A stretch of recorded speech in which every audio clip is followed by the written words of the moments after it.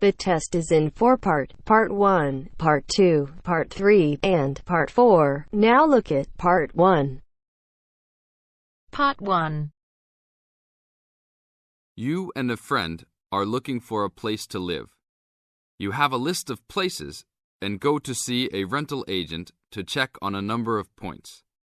Listen to the conversation between your friend and the rental agent and complete the list.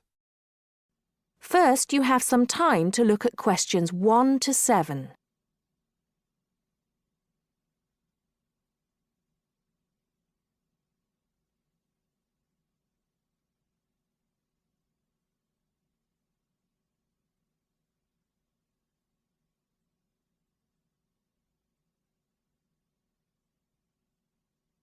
Now listen carefully and answer questions 1 to 7. Hi, we've been looking over your listing of apartments for rent and we have a few questions about a couple of the apartments. Can you help us? Sure. Yeah, this is our most recent listing. What would you like to know? Well, we were first wondering about the house on 3rd Street. We can see that it is furnished and rents for $135 a week, but can you tell us how many bedrooms it has? Let's see. In addition to the den, it has 3 bedrooms. The rental on 3rd Street has 3 bedrooms. So in the example, 3 bedrooms has been written down in the number of rooms column for 19 3rd Street. Now we shall begin. You should answer the questions as you listen, because you will not hear the recording a second time. Listen carefully and answer questions 1 to 6. Hi, we've been looking over your listing of apartments for rent and we have a few questions about a couple of the apartments. Can you help us? Sure. Yeah, this is our most recent listing. What would you like to know? Well, we were first wondering about the house on 3rd Street. We can see that it is furnished and rents for $135 a week, but can you tell us how many bedrooms it has? Let's see. In addition to the den, it has 3 bedrooms. What about the one on Route 9N? It looks like it's big with a library and a deck, but it doesn't say how much it costs or anything else about it. Oh yes, Mrs. Gaylor's apartment. That one is actually only a 10-month rental and it is going for $156 per week. It's quite a nice place. She only rents for 10 months each year because of horse racing season. Then her relatives all come to stay, so tenants have to move out. It's a little bit inconvenient, but past tenants have really enjoyed their stay there.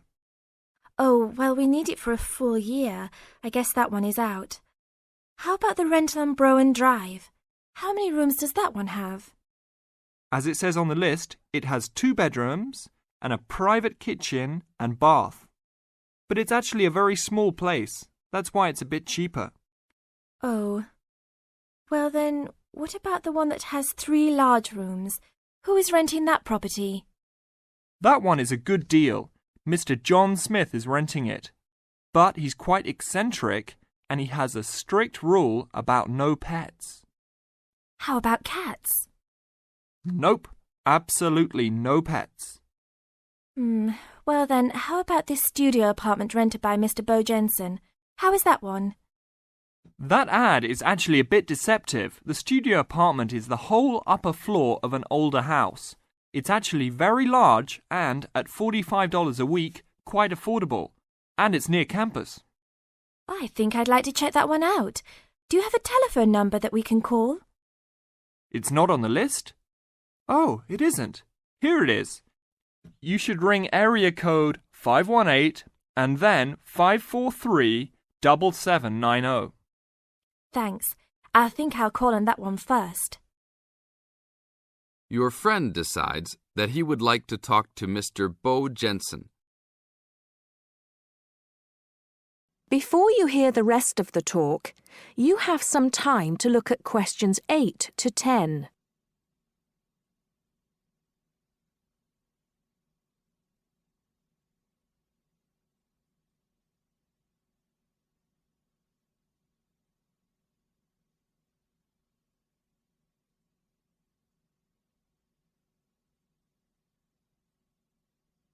Now listen and answer questions 8 to 10. Hello? 1512, Route 9. Yes, is this Mr. Jensen? Yes, it is. Can I help you?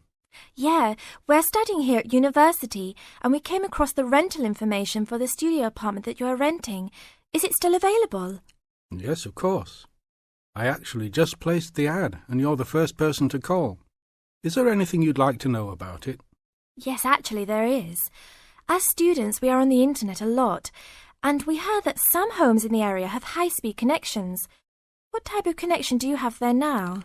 Oh, that's an interesting first question. But I guess I have heard that too. But we just have a phone line here. Nothing fancy.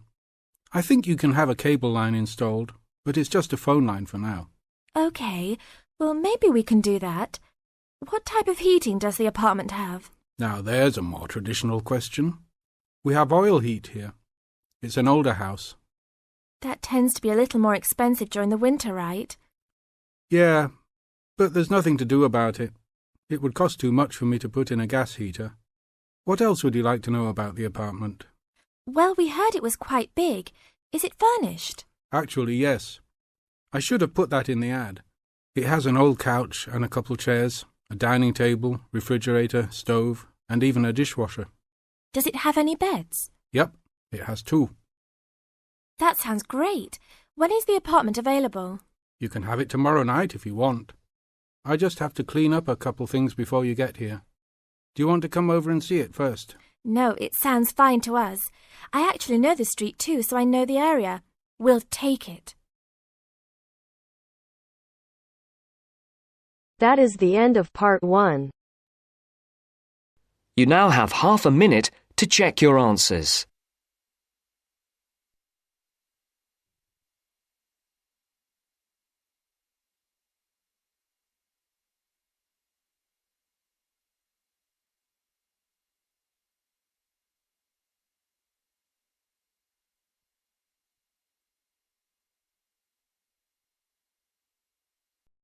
Part 2. You are going to hear an interviewer who is interviewing Alan. He made a great discovery of Mungo National Park. First look at questions 11 to 15.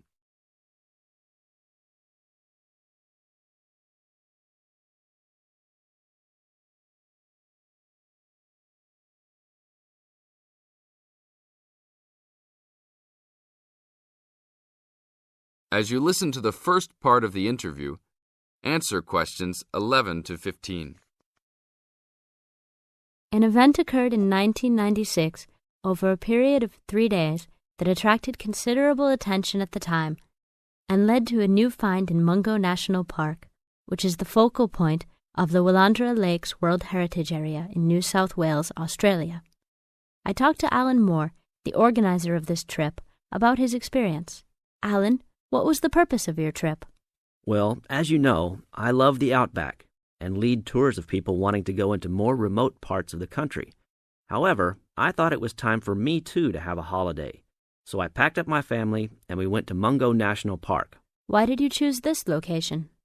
It holds a record of Aboriginal life stretching back over 40,000 years.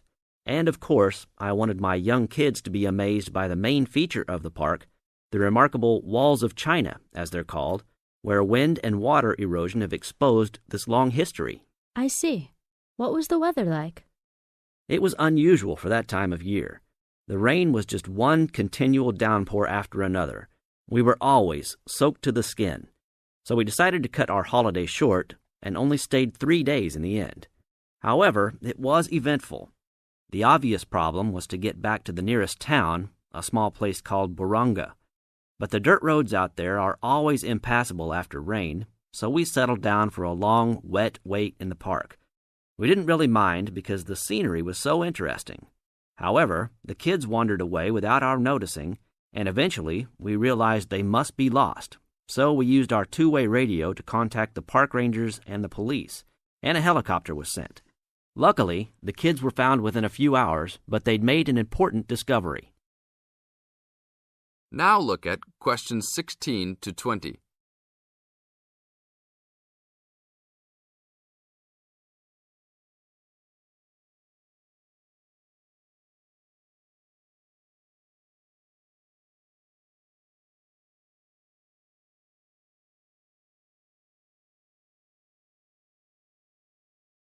As the talk continues, answer questions 16 to 20.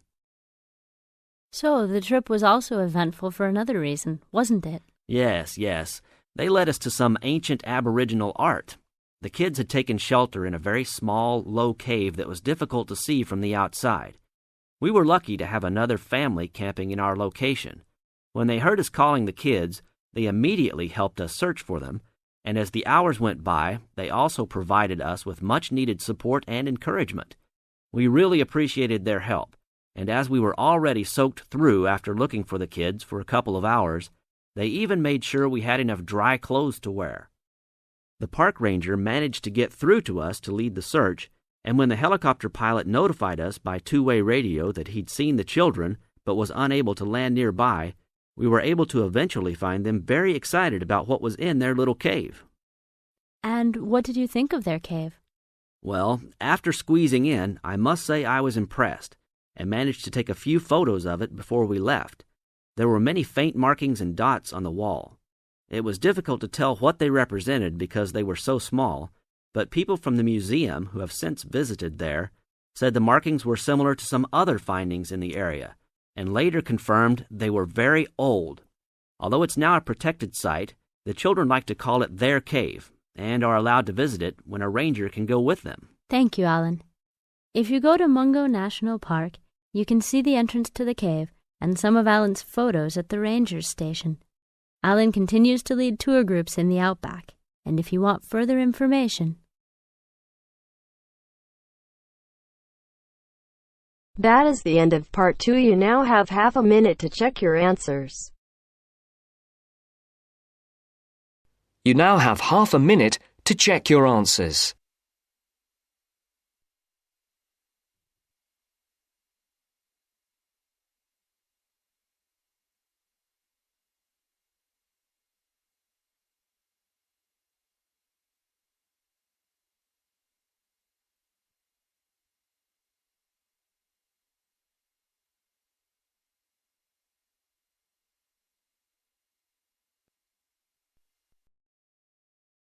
Now turns to part 3.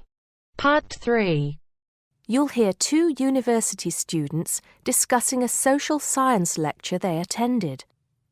First, you have some time to look at questions 21 to 24.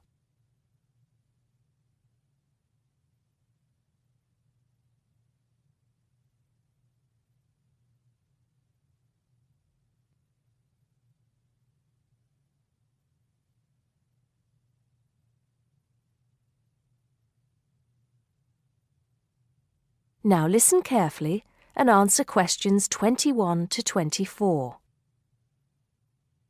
Did you go to the first social science lecture yesterday? Yeah. Didn't you see me there? No. I was trying so hard to understand the lecturer. What didn't you understand? A lot of it, really. For example, he said we needed to study history as part of the course, but I didn't get why. You probably missed it. He said early on that we need to learn from our past mistakes. Right. But he also said we need to put ourselves in the place of our ancestors. Why is that? I think the point is that it's not enough to know how they lived and what they did. We need to know what they thought. I see. And I've written transferable skills in my notes next, but I have no idea what that means. If you study social science, you learn skills that you can use in a job. Oh, right. Is that all? Okay, but why is that? The point he made was that in studying social science, you use a flexible and adaptable approach to learning. Before you hear the rest of the conversation, you have some time to look at questions 25 to 30.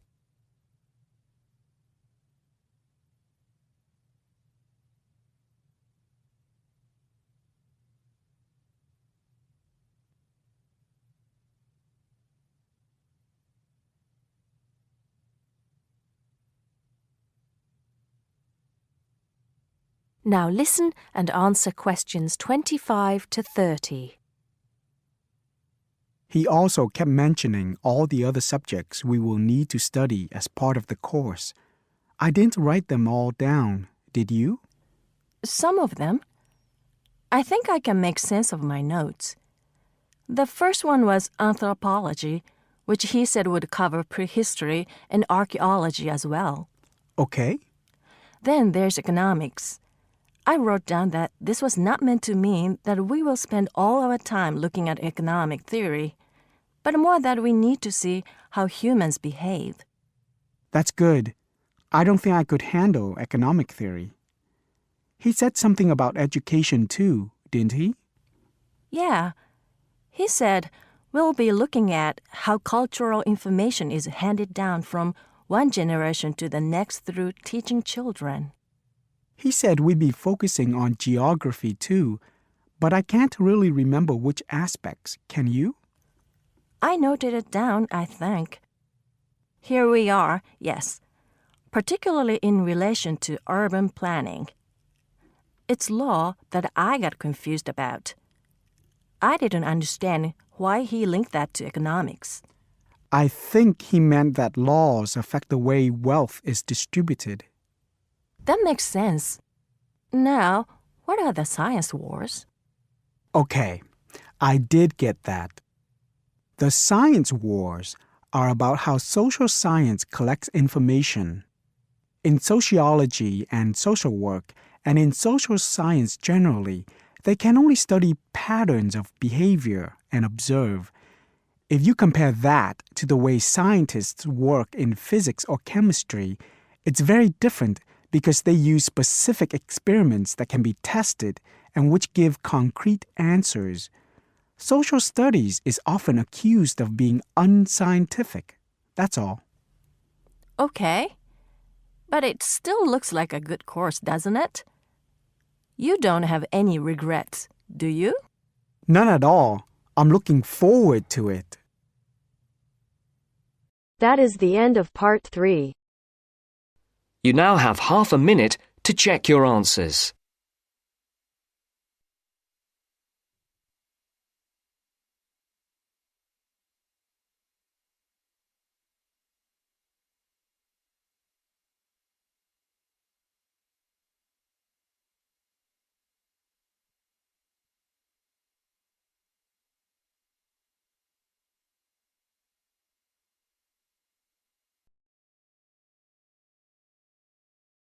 You are going to hear the first part of a lecture on American culture and American customs.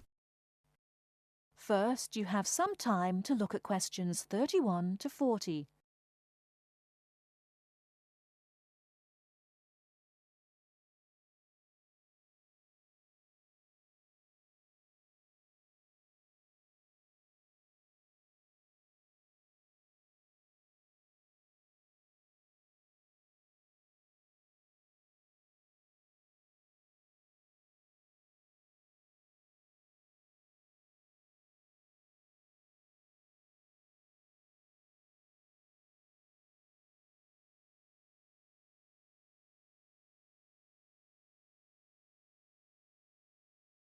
Now, listen carefully and answer questions 31 to 40. Well, last week we talked about American education, and today I'm going to discuss American values, characteristics, personal habits and courtesies. Keep in mind as you are listening to this lecture that your goal is to understand, not to emulate or judge. Just briefly, I'd like to mention that there is a remarkable ethnic diversity in the United States. The population of the USA is about 260 million. 73% of the American population is white, 12% is African American, 8% Hispanic, 3% Asian or Pacific Islanders, and less than 1% American Indian or Eskimo.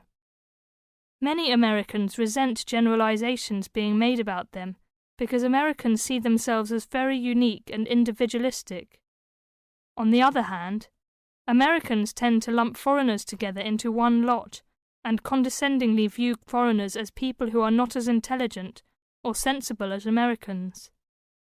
Despite Americans' dislike of generalizations and their ethnocentric point of view, it becomes evident that they are indeed American. Americans value individualism, independence, informality, directness, punctuality, achievement, and competition. Individualism is probably the most highly esteemed value in the American culture and an important key to understanding American behavior. In the historical development of the country, individuality was crucial for survival. If you asked Americans to characterize the ideal person, they would probably use adjectives such as autonomous, independent, and self-reliant. Persons tend to be viewed as individuals rather than as representatives of a family or a group. Here are some examples of how this value affects behaviors. 1. If a group of friends go to a restaurant, everyone wants to pay their own way. In other words, they want to have separate checks and not be someone's guest. 2. In friendships, which seem to initially develop more quickly in the US than in other cultures, the Americans may feel uncomfortable if you give them more help than they need. This is a tendency to draw back and see dependency as weakness. In some ways, the stress on the individual rather than the family or group has led to a more informal society. Sometimes this lack of formality is viewed by members of other cultures as a sign of lack of respect. But that is not the intention in the American value system. This informality is even more predominant on the university campus than in other segments of society. Some ways in which you might see this value expressed in behaviors are: 1. You will generally be on a first-name basis with other students, in spite of any age differences. 2. Dress is very informal on campus. 3. Language is informal and sometimes confusing. Phrases like "see you later" and "drop by any time" are not meant literally. They are informal ways of saying goodbye. Americans are direct. Honesty and frankness are more important to Americans than saving face. They may bring up impolite conversation topics which you may find embarrassing, too controversial, or even offensive. Americans are quick to get to the point and do not spend much time on formal social amenities. This directness encourages Americans to talk over disagreements and to try to patch up misunderstandings themselves, rather than ask a third party to mediate disputes. It is particularly interesting to see what behaviors have culturally become associated with straightforwardness. 1. A firm handshake somehow has come to be interpreted as a sign of sincerity. 2. Looking at a person when you speak to him or her gives an indication of honesty. 3. In a question of honesty versus politeness, honesty wins. It is considered better to refuse graciously than to accept an invitation and not go. 4. You will be taken at your word. If you refuse food the first time it is offered, to be polite, it may not be offered again. An American will not know that your initial refusal is politeness. Great value is attached to time in the US. Punctuality is considered an important attribute. As with all values, there are different rules of acceptability in different cultures. In the US, you should be present for school or business appointments at the exact time agreed upon. In social appointments, you can arrive 10 to 15 minutes after the agreed upon time without giving offence. If you are invited somewhere for dinner and are more than 15 minutes late, you will need to offer an apology and an explanation. A phone call explaining you have been detained and will be late will save face for you and patience for the other person. Americans also value achievement and competition. The American style of friendly joking or banter, of getting the last word in,